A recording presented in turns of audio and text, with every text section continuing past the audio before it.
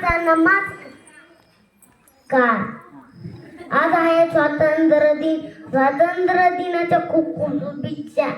मी तुम्हाला झेंड्याविषयी माहिती सांगणार आहे ती तुम्ही शांतपणे ऐकावे ही माझी नम्र विनंती. तिरंगा आने तिरंगा चाने तिरंगा सबकी जाने. झेंड्याला तिरंगा का म्हणतात बरं?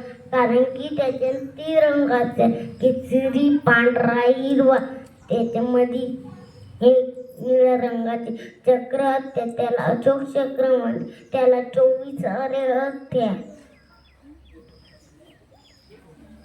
ध्वज आणि शौर्याचे प्रतीक आहे. पांढरा रंग मांगल्याचे प्रतीक आहे. हिरवा रंग समृद्धीचे प्रतीक आहे.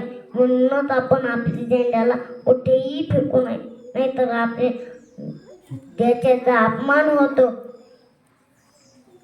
आपण आपले झेंड्याचा आदर केला पाहिजे. एवढे बोलून माझी छोटी भाषण संपवते. जय भारत.